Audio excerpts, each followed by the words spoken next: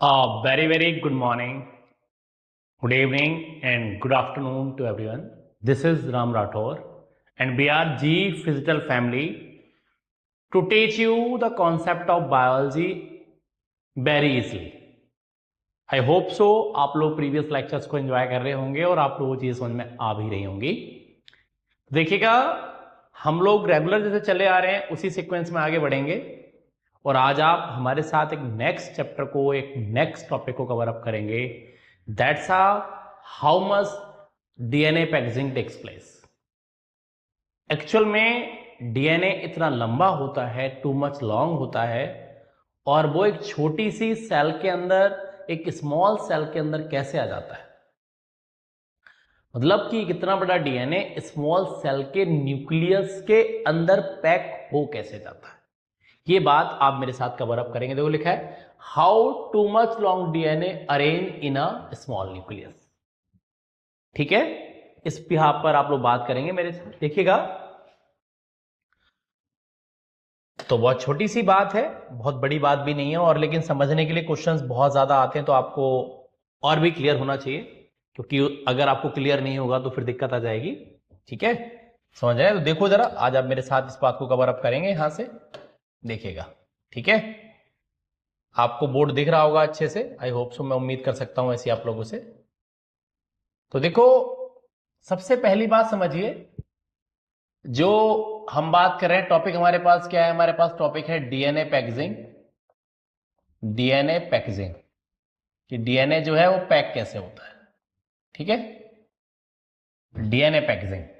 अब एक बात को मेरी समझिए, कहां पढ़ रहे हैं हम? चलो दो तरह से बातें करेंगे। दो तरह के सेल हमारे पास होते हैं, एक होते हैं प्रोकैरियोट्स, ओके, और एक हमारे पास होते हैं कौन? Eukaryotes. Two types of cells are there. ठीक है, और यूकैरियोट्स में जो आप लोगों के पास सिलेबस में है वो कौन दे रखा है?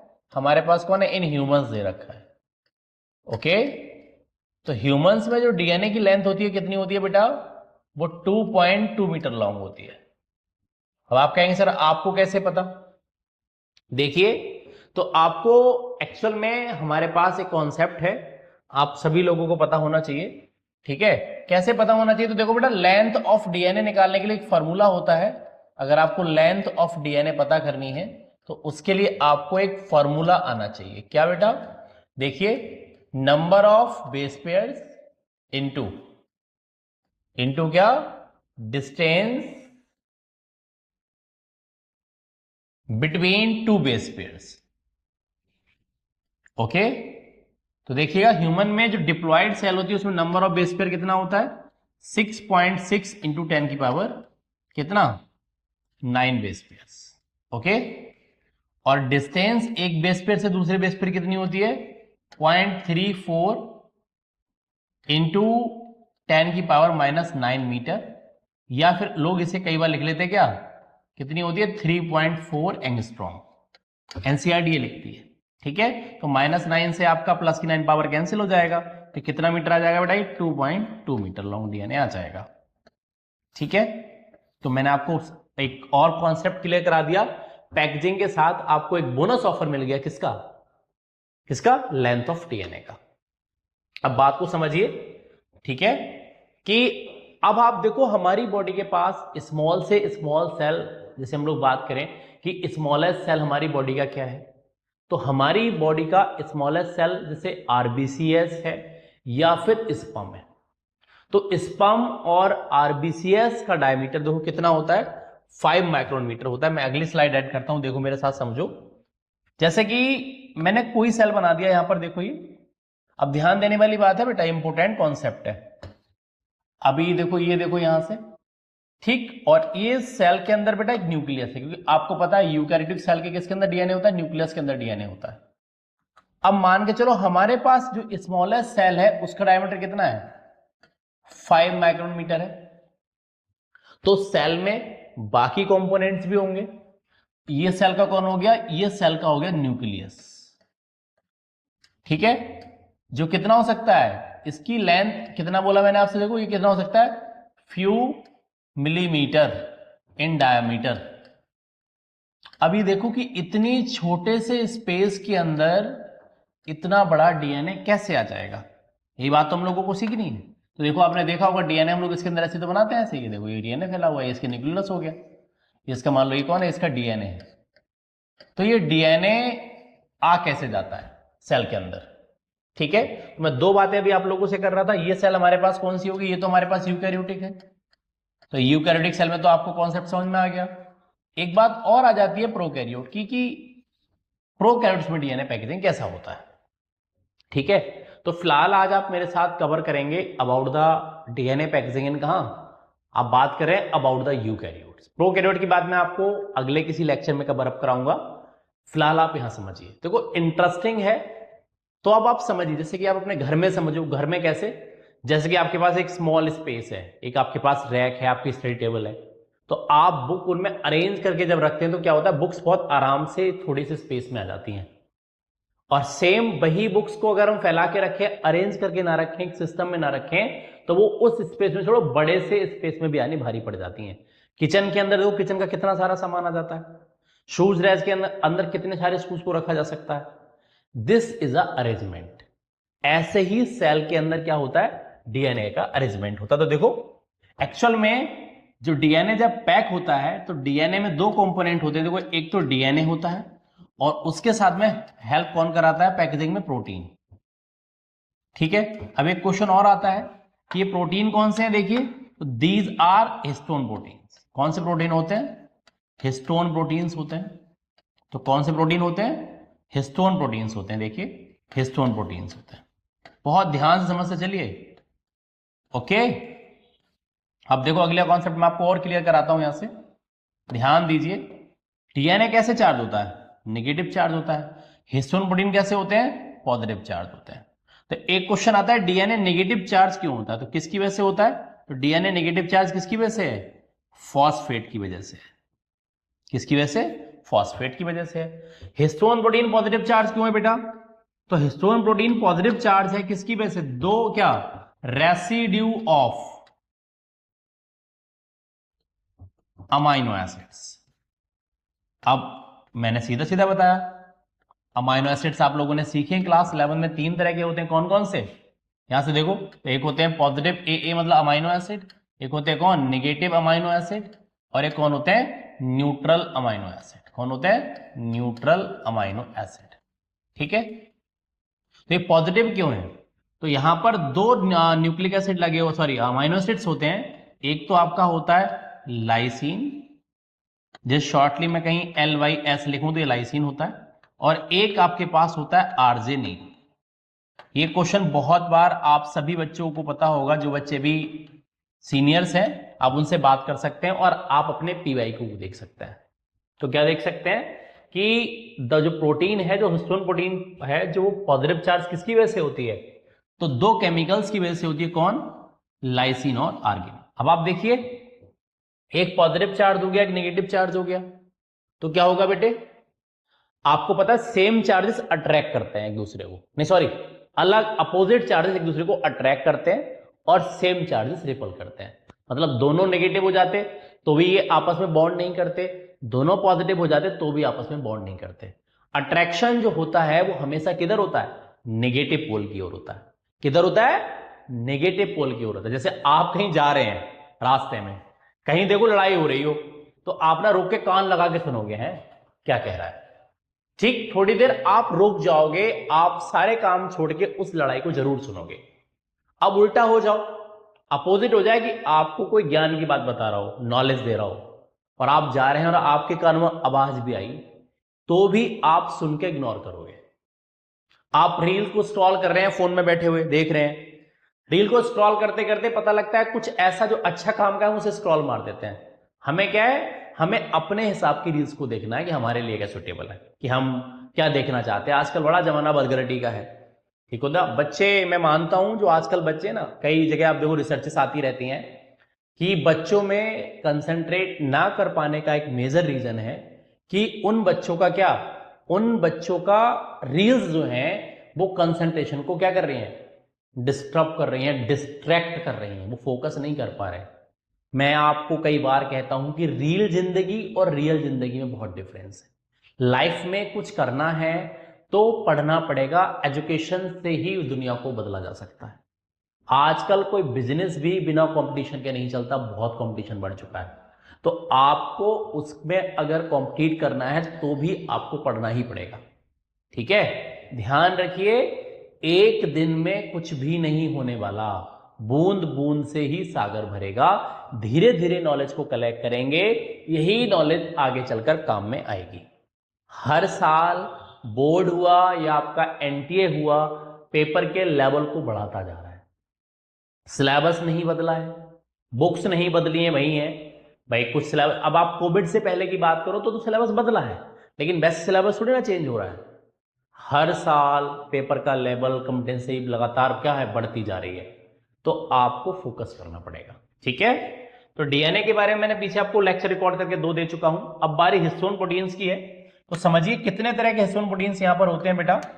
तो देखो यहां पर 5 टाइप के हिस्टोन प्रोटीन्स होते हैं। कौन कौन? एक होता है H1, एक आपके पास हिस्टोन प्रोटीन होता है कौन? H2A, एक आपके पास होता है H2B, एक आपके पास होता है H3 और एक आपके पास होता है H4। कितने बोले मैंने? 5 टाइप हो गए। तो 1 2 3, ये आपका 4 और ये आपका कौन हो गया? 5। ठीक, कितने तरह के हो गए? 5 टाइप्स ऑफ प्रोटीन, जिनमें से ये देखो H2 से लेकर H4 तक ये प्रोटीन्स कैसे होते हैं? ये होते हैं पेयर्ड, ठीक है। H1 देखो, अब जो सिंगल 1 तो अकेला ही होता है बेचारा, तो ये कैसा होता है? ये हो गया अनपेयर्ड। ये क्वेश्चन भी आया हुआ है कि इनमें से कौन से प्रोटीन पेयर्ड होते हैं और कौन से क्या होते हैं? अनपेयर्ड होते हैं। कौन सा प्रोटीन पेयर होगा, कौन सा अनपेयर्ड होगा? तो देखो एक ही छोड़ दो, अनपेयर में कौन चला गया? H1 चला गया। अब ध्यान समझिए, 4 प्रोटीन्स आपके पास जो है, ये जो 4 प्रोटीन्स आप यहां देख रहे हैं, 4 प्रोटीन्स कैसे हो गए? कैसे हो गए? पेयर्ड हो गए। मतलब 4 इंटू कितना हो गया? 2। तो कितने मतलब स्ट्रक्चर बने होंगे? 8। तो इन 4 प्रोटीन्स के आपस में कंबाइन होने से जो भी स्ट्रक्चर बनता है बेटा, उसे हम लोग ऑक्टामर कहते हैं, ठीक है। क्या कहते हैं? ऑक्टामर कहते हैं। ऑक्टा किसके लिए आता है आपको पता है? 8 के लिए आता है। 1 के लिए मोनो वर्ड यूज करते हैं, 2 के लिए डाई वर्ड यूज करते हैं, 3 के लिए ट्राई, 4 के लिए टेट्रा, 5 के लिए पेंटा, 6 के लिए हेक्सा है। ऐसे ही 8 के लिए कौन हो गया? ऑक्टा। 10 के लिए कौन आता है? डेका। आपने केमिस्ट्री में सीखा होगा, ठीक है। तो समझ में आ गई बात? कौन हुआ? ऑक्टामर होता है। हिस्टोन ऑक्टामर क्या है? तो क्या होता है? 4 पेयर्ड प्रोटीन। कौन कौन से? H2A, H2B, H3 और कौन? H4 आपस में कंबाइन होकर एक स्ट्रक्चर बनाते हैं, जिसे हम लोग हिस्टोन ऑक्टामर कहते हैं, ठीक है। क्या कहते हैं? हिस्टोन ऑक्टामर कहते हैं, ठीक। देखो मैं स्लाइड आप लोगों के लिए अगली ऐड करूंगा, और अगली ऐड करने के साथ साथ मैं आपको पीछे वाली स्लाइड को थोड़ा सा जोड़ के जरूर दिखाऊंगा, ताकि आपको एक कॉन्सेप्ट और मेरे साथ क्लियर होता चले। देखो ये, ठीक, क्योंकि ऑक्टामर की बात मैंने अभी आप लोगों से की थी, तो दैट्स वाई मैं इस कॉन्सेप्ट को यहां पर लेकर आ गया, ताकि आपको दिक्कत ना आए। अब देखो हम इसे आगे बढ़ाएंगे, ठीक है। अब देखो ऑक्टामर कैसे हो गया, तो देखो जरा बेटा, 8 प्रोटीन्स हो गए। देखो 1, ठीक, 2, देखो ध्यान दो, ये आपका 3, 4, ठीक, 4 हो गए, 5, 6, 7 और कितने बेटा? ये 8। इस तरह से देखो, ठीक। तो ये 8 प्रोटीन्स हो गए। ध्यान दो, तो ये 8 प्रोटीन आपस में जब कंपाइल होते तो बेटा कुछ ऐसा दिखता है। देखो ये, ठीक, ये तो मैंने आपको 8 के 8 एक साथ दिखाया, मतलब ये 8 के 8 क्या हो जाएंगे? जो 8 आपने देखे 7 इकाई हो जाएंगे, सारे कंबाइन हो जाएंगे। जब ये कंबाइन हो जाएंगे, तो कंबाइन होने के बाद आपको कुछ ऐसा स्ट्रक्चर दिखाई देगा। देखो ये, ठीक, ये देखो ऐसे, ये क्या बना दिया मैंने?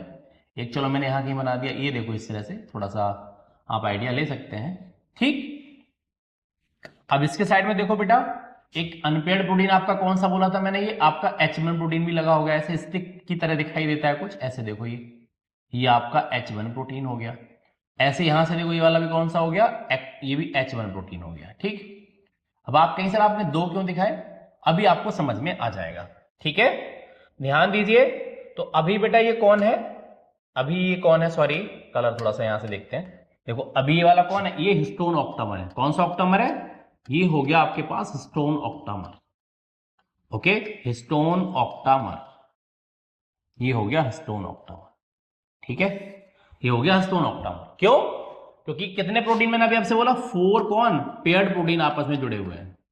ठीक है, 4 कौन से प्रोटीन हो गए पेयर्ड। कौन से प्रोटीन? एचपी मतलब हिंदुस्तान पेट्रोलियम नहीं, कौन? Histone protein. ठीक है, और ये कौन सा प्रोटीन है बेटा? ये है H1 प्रोटीन, जो मैंने आपको बोला कैसा होता है, जो अनपेयर होता है। ठीक है, अब अगली बात को समझिए। एक्चुअल में जो इसकी पेरिफेरल सरफेस है ये पॉजिटिव चार्ज होती है। ऐसे देखो, ये जो पेरिफेरल सरफेस है इसकी कैसी, ये पॉजिटिव चार्ज है। किसकी वजह से?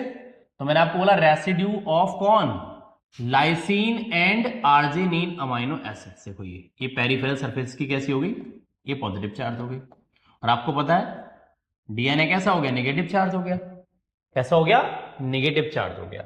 ओके, डीएनए कैसा चार्ज है, नेगेटिव चार्ज है। तो अब क्या होगा भाई, जब डीएनए नेगेटिव चार्ज है तो इजिली इसके ऊपर ओवरलैप होना स्टार्ट हो जाता है। ऐसे देखो ये, ठीक इस तरह से, ऐसे देखो, ध्यान से समझ लो, बिल्कुल एकदम आराम से, कोई जल्दबाजी नहीं है।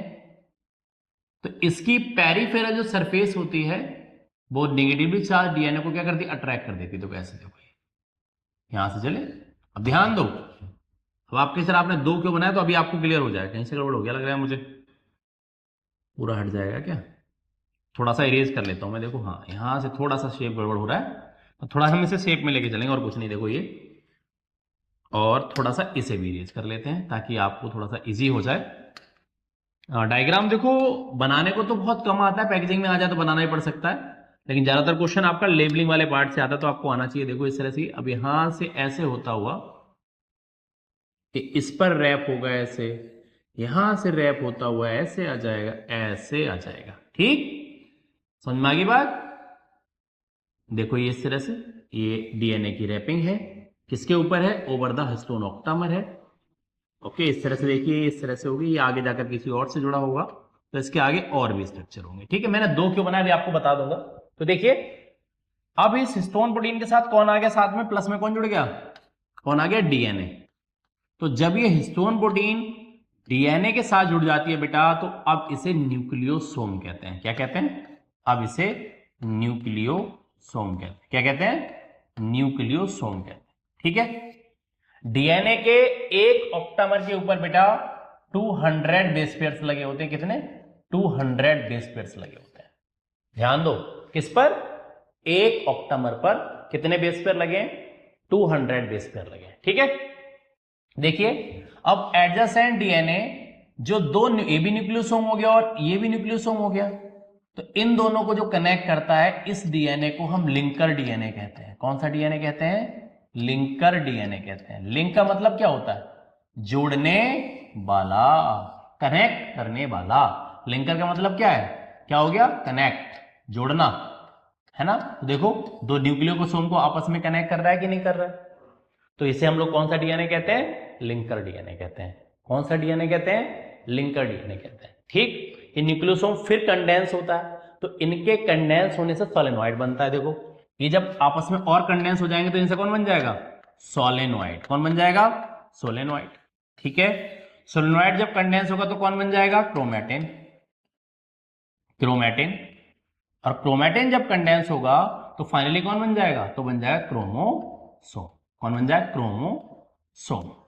तो अब देखो, क्रोमोसोम में 2 तरह के पार्ट आ गए, नहीं आ गए? एक तो कौन हो गया, एक तो आपके पास हिस्टोन प्रोटीन है और एक आपके पास कौन है? डीएनए है। इसीलिए साइंटिस्ट अलग अलग, क्योंकि आपको पता है मेंडल ने क्या कहा था कि जीन्स जो होते हैं वो कैरेक्टर्स को कैरी करते हैं, जिन्हें जीन्स नहीं कहकर मेंडल फैक्टर कहते थे, और वो जीन्स कहां लगे होते हैं? क्रोमोसोम में लगे होते हैं। तो इसी बात को लेकर कुछ साइंटिस्ट में कंट्रोवर्सीज थी। कुछ साइंटिस्ट कहते थे कि कैरेक्टर्स को कैरी करने का काम कौन करता है? डीएनए करता है। कुछ लोग कहते थे प्रोटीन करता है। तो इसके लिए मैं अलग से आपको एक लेक्चर रिकॉर्ड करके दूंगा, डीएनए एज जेनेटिक मटेरियल। ठीक है, अलग अलग साइंटिस्ट की अलग अलग बातें थी, तो जब बातें अलग अलग थी तो उन्हें हमें क्या करना था? उन्हें सेटिस्फाई, आपको वही सबको प्रूफ भी करके देना था। तो क्यों लोग ऐसा मानते थे कि कैरेक्टर्स को डीएनए कैरी करेगा या प्रोटीन कैरी करेगा? तो क्योंकि क्रोमोसोम में 2 पार्ट हो गए, डीएनए और कौन? प्रोटीन। बात समझ में आ गई? तो इस तरह से इस असेंबलिंग के प्रोसेस के थ्रू डीएनए एक स्मॉल न्यूक्लियस के अंदर पैक हो जाता है। बात समझ रहे हैं? इस तरह से डीएनए उसके अंदर पैक होकर रखा जाता है। आप लोगों को बात समझ में आ रही होगी, आई होप सो। ठीक है, क्लियर होगी बात। अब देखिए, जब इस पूरे पैटर्न को आप कहीं देखेंगे, एक क्वेश्चन आता है आपकी एनसीईआरटी का ही है, तो अगर अब आप देखेंगे तो जैसे ये देखो बेटा, ये हमारे पास इसका हम अगर हम डीएनए पैकेजिंग का अगर हम माइक्रोस्कोपिक व्यू देखें तो ये कुछ ऐसे दिखाई देता है। देखो, आप लोग बहुत अच्छे से समझ रहे हैं, चीजों को सीख भी अच्छे से रहे हैं। देखो कुछ ऐसे, तो हाँ सॉरी, स्ट्रक्चर थोड़ा छोटा रह गया, थोड़ा बड़ा करते हैं। ऐसे देखो ये, ठीक, ये देखो इस तरह से। ठीक, एनसीईआरटी में तो बहुत छोटी सी इमेज दिखाई हुई, आप लोग देख पाएंगे। ठीक है, इस तरह से देखो, ये मैं थोड़ा सा आपको बड़ा करके इसीलिए दिखा रहा हूं ताकि आप और कॉन्सेप्ट को समझ पाए। तो एक क्वेश्चन आता है कि जब हम डीएनए पैकेजिंग का माइक्रोस्कोपिक व्यू देखते हैं तो ऐसा दिखता है जैसे बीड्स ऑन स्ट्रिंग। मतलब क्या है, मैंने बोला क्या, ये कौन हो गया, ये हो गया बीड्स, ये कौन हो गया, ये हो गया बीड्स, और ये कौन हो गया, ये हो गया स्ट्रिंग। जैसे कि मोती में क्या, देखो अब आपने देखा है, जैसे कि कोई माला को देखा होगा आपने, जैसे कोई देखो, जैसे कि गले में पहनने की कोई माला है, ऐसे देखो, तो अभी गले में पहनने की माला तो आप क्या देखो, जो इसमें मोती ऐसे तो लगे होते हैं बीच, ऐसे करके देखो, ये धागे के अंदर मोती तो पिरो दिए जाते हैं। तो अगर आप इसका कैसा, मतलब डीएनए पैकेजिंग का कौन सा व्यू देख रहे हैं आप मेरे साथ, ये कौन सा व्यू है बेटा, ये कौन सा व्यू है, ये है माइक्रोस्कोपिक व्यू है। कौन सा व्यू है, माइक्रोस्कोपिक व्यू है। कैसा व्यू, मतलब आप इसे माइक्रोस्कोप से देख रहे हैं। तो पूछ लेता है कि जो उसमें बीड्स दिखते हैं, बीड्स इक्वल टू कौन होता है, बीड्स इक्वल टू कौन हो गया, न्यूक्लियोसोम। कौन हो गया, न्यूक्लियोसोम। ओके, समझ में आ रही है बात, क्लियर हो रही है। और स्ट्रिंग वाला पार्ट कौन हो गया, डीएनए कह लो इसे आप, या फिर इसे क्या कह लो आप, लिंकर डीएनए। जो दो न्यूक्लियोसोम को कनेक्ट करता है कौन सा डीएनए कहलाता है, लिंकर डीएनए कहलाता है, जोड़ने वाला डीएनए कहलाता है। जो डीएनए को, मतलब जो दो न्यूक्लियोसोम को आपस में कनेक्ट कर रहा है, उसे हम क्या कह देते हैं, उसे हम कहते हैं लिंकर डीएनए। बात समझ में आ रही है, क्लियर हो गया पॉइंट, बिल्कुल कोई दिक्कत तो नहीं है यहां से। ठीक है, तो इस तरह से डीएनए पैक होता है। इसके साथ साथ देखो, हिस्टोन प्रोटीन तो होती हैं, हिस्टोन प्रोटीन तो होती हैं, जो डीएनए हिस्टोन प्रोटीन्स तो होती हैं। इसके साथ साथ बेटा कुछ कौन होती हैं, कुछ नॉन हिस्टोन प्रोटीन्स भी होती हैं, जो हिस्टोन ना होकर दूसरे प्रोटीन्स होते हैं, और वो डीएनए पैकेजिंग में पार्टिसिपेट करते हैं। किसमें, प्रोकैरियोट्स में नहीं, किसमें, यूकैरियोट्स में। अभी हम किसमें पढ़ रहे थे, ये हम पढ़ रहे थे यूकैरियोट्स में। एक क्वेश्चन प्रोकैरियोट्स का आता है कि जैसे इसके अंदर तो न्यूक्लियस है, तो न्यूक्लियस की वजह से डीएनए कन्फाइंड लोकेशन पे लगा है। प्रोकैरियोट में तो न्यूक्लियस नहीं होता, लेकिन उसके बाद भी उसका डीएनए कन्फाइंड लोकेशन पे नहीं लगा, उसका डीएनए पूरे सेल में ना फैला होकर एक कन्फाइंड लोकेशन पे लगा होता है, एग्जैक्ट लोकेशन पे लगा होता है। क्यों, किसी को आता है तो मुझे आंसर करेंगे।